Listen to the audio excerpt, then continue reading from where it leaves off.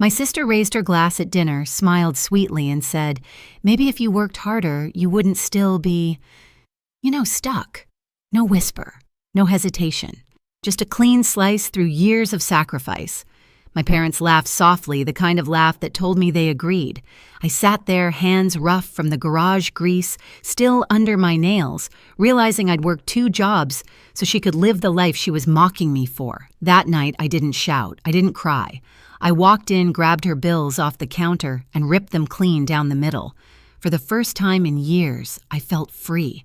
Before I tell you what happened, tell me, have you ever been used by someone you loved? And when it finally broke you, what did you do? People like to say family means unconditional love. But in my house, love always came with a receipt. I've been working 2 jobs since I was 23 days at the garage nights at a gas station off Burnside. Most mornings I smell like oil and burnt coffee before the sun's even up. I used to tell myself it was temporary, that the exhaustion meant something. Every hour I worked was supposed to buy my sister a future. Maddie was the bright one, the one everyone bragged about. When she got into college, the whole family celebrated like she'd cured cancer. Mom called me that night, crying happy tears. "We're so proud," she said. "You'll help her, won't you?" It wasn't a question, it never was. At first it felt good. I paid for her first semester's tuition, her textbooks, her rent. She sent a thank you text, "You're the best sis is." I reread that message so many times it almost became proof that I mattered. But gratitude fades fast when entitlement grows. Soon she stopped asking, she just sent bills. Tuition's due. My card got declined. The electric's late again. Every message started to sound like a command. I'd open my banking app, move the money, and tell myself she'd pay me back after graduation. But deep down, I knew she wouldn't. While I skipped meals to keep her lights on, Maddie filled her feed with rooftop dinners and designer bags. Had hard work pays off. The first time I saw that caption, I laughed out loud, the kind of laugh that hurts your throat. I showed Miguel, a coworker at the garage, one of her posts. "She doesn't appreciate you," he said, wiping sweat off his neck. "You're breaking your back for someone who's breaking your spirit." I told him he didn't understand. "She's my sister." He looked at me for a long moment, then said quietly, "Exactly." That night, I got home around midnight, dropped my boots by the door, and opened the envelope with her latest rent notice. The amount circled in red was higher than my monthly paycheck. My stomach twisted. I thought about how many oil changes it took to pay for her weekend brunches. I told myself I'd say something, set boundaries, but the next day came and I didn't. Instead, I wired the money again because that's what good sisters do, right? We hold the line until it breaks us. But something in me was starting to splinter. Every shift felt heavier, every dollar smaller. I could feel a storm building, quiet but steady under my skin. And the thing about storms is they always find their moment to break. It started small, the kind of moments you could almost excuse if you wanted to. Maddie called one night, her voice sugar sweet but clipped. "Hey, the landlord raised rent again. Can you cover it till next month?" I was in the garage, halfway under a pickup, my phone wedged between my shoulder and cheek. "Didn't I just pay last week?" She sighed like I was inconveniencing her. "Yeah, but this is different. I'll pay you back, promise." She never did. That's how it always went. The emergencies never stopped. They just changed names, textbooks, new laptop, car insurance, a little extra for groceries. I wanted to believe she was struggling, but each lie came dressed in designer clothes on her Instagram feed. Every post felt like a slap, cocktails on rooftop bars, weekend getaways. The caption, "Manifesting abundance." I didn't confront her. Not yet. I was raised to keep peace, not start fires. But the peace was starting to choke me. Miguel noticed first. "You look dead tired," he said during lunch break, handing me a bottle of water. "Just long hours." He tilted his head. "You still sending money to your sister?" I didn't answer. He didn't need me to. He shrugged. "Some people only love you as long as you're useful." That line stuck in my head for days. Then one Sunday, I called home. Mom answered cheerful as ever. "Maddie says you've been a bit short with her lately." "Short," I repeated. "I've been paying her rent, Mom." Mom's tone sharpened. "You know she's in college. You should be proud she's doing so well. She needs you." The guilt rolled over me like a wave. Somehow, even after everything, I still wanted her approval. But something cracked the night Maddie called about her study abroad plans. Paris, she said, like the word alone justified the price tag. It's a once-in-a-lifetime opportunity. You'll handle the payments, right? I froze. Maddie, I'm barely keeping up as it is. Oh, come on. It's not like you have other expenses. You don't even travel. That one hit harder than she knew. My silence stretched. She laughed nervously. Don't be so serious. You're the practical one. You always figure it out. When the call ended, I sat there staring at my grease-stained hands, the same hands that had paid her way through every dream she'd ever had. And suddenly I hated them, not because they were dirty, but because they'd built a life she used to look down on. I didn't know it yet, but that conversation was the beginning of the end. The night of the family dinner, I almost didn't go.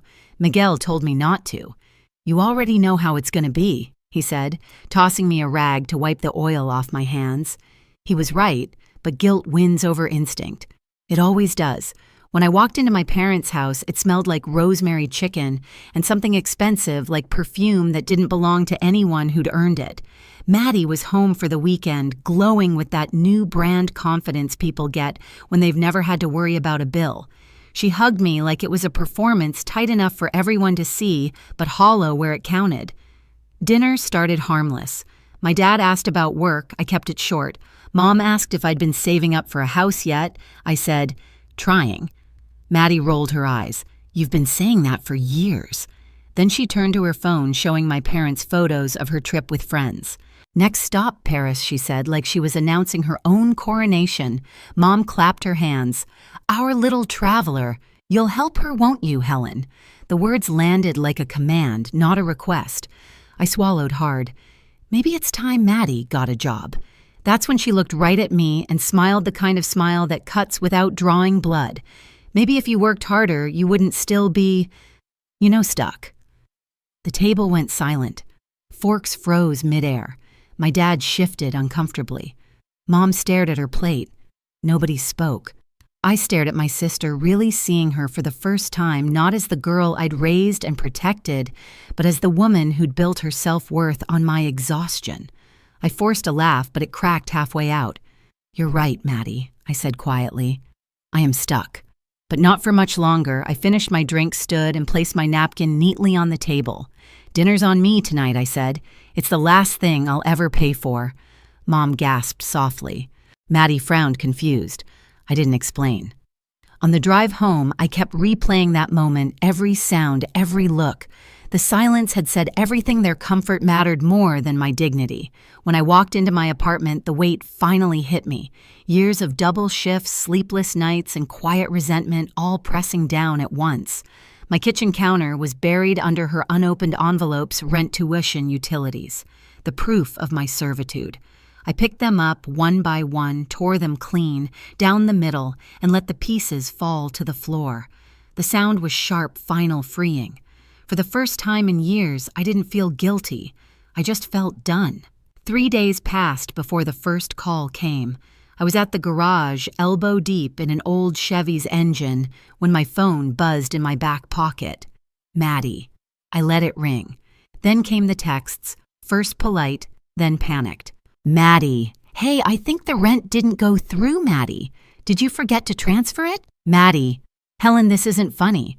By the time I finished my shift, there were 12 missed calls. I didn't answer a single one. That evening, I sat on my couch, feet sore, the city lights leaking through the blinds. My phone lit up again. I finally picked up not because I owed her anything, but because I wanted to hear her voice when she realized the truth. Finally, she snapped. Why didn't you pay the rent? Because it's not my rent, I said simply. What? You can't just... Helen, I'll get kicked out. I leaned back, staring at the ceiling. Then you'd better learn how to pack. She gasped like I'd hit her. You're being cruel. No, I said calm. I'm being done. The line went dead. The next morning, Mom called. Her tone was icy. What's going on with you and your sister? Nothing, I said. That's the point. She's panicking, Helen. She says you've abandoned her. I haven't abandoned her, Mom. I've stopped funding her. You're being heartless. She's family. Family doesn't mean indentured servitude. Mom went silent. I could hear Dad in the background muttering, we always knew she'd turn selfish. I hung up before the words could land. By the end of the week, Maddie's desperation had turned theatrical. She showed up at my apartment door without warning, mascara-streaked hair undone, clutching her phone like a weapon. "You can't just cut me off," she said the second I opened the door. "I just did. You don't understand. I have bills, classes, a lease." I folded my arms. "You have responsibilities. That's new for you." Her lip trembled. "I can't move back home, Helen. Mom and Dad can't afford it. That's not my problem anymore." Her voice cracked. "You're supposed to help family." "I did," I said quietly. "For years. You just never noticed." For a long second we stood there, neither of us moving. I could see her pride fighting with panic. Then like a switch, her eyes hardened. "You think you're better than me?" she hissed. "You'll regret this." Maybe I said closing the door, but at least I'll sleep tonight. That night the messages started again, but not to me. Maddie had gone public, her social feed filled with vague posts. Sometimes the people closest to you turn out to be the coldest. Betrayal hits hardest when it's family. Mutual friends reached out. Some asked what happened. Others sent screenshots of her new GoFundMe link captioned, "Blindsided by betrayal trying to get back on my feet."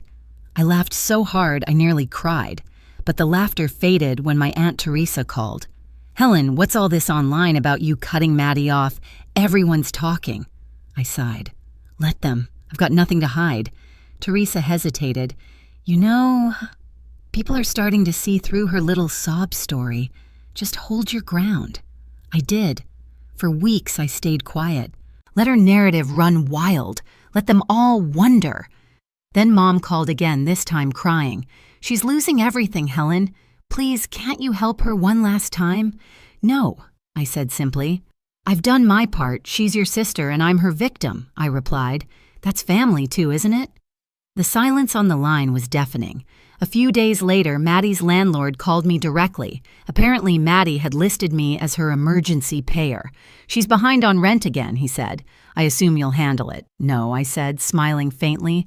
"I assume she will." That night, I got one last text from Maddie. "You'll regret this. You've ruined my life."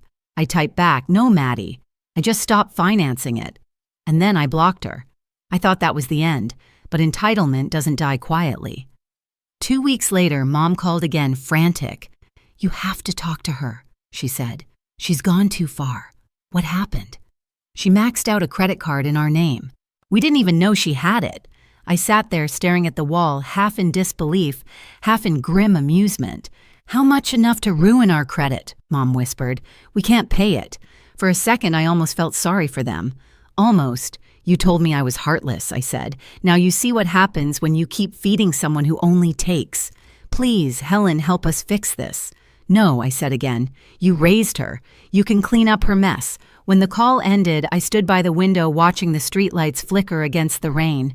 It wasn't satisfaction I felt, it was peace. The kind that comes after a storm finally breaks. But peace never lasts long in a family built on guilt. That weekend, Mom hosted a small gathering. I hadn't planned to go, but Aunt Teresa called and said, "Maybe it's time you tell your side." So I went.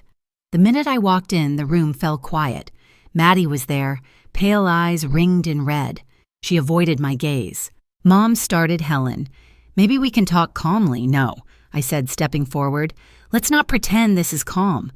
I looked at Maddie. "You want to tell them why you can't afford your lifestyle anymore?" She glared at me, silent. So I told them myself. I laid it all out, every transfer, every rent payment, every tuition deposit. I didn't raise my voice.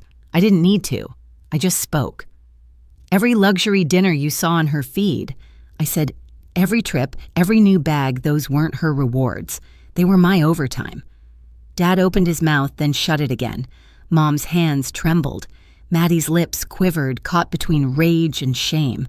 Finally, she shouted, "You're lying!" I reached into my purse, pulled out a stack of folded papers, copies of payments, bills, receipts, and dropped them on the table. "Then explain these." Silence. Just the sound of paper rustling under her shaking hands.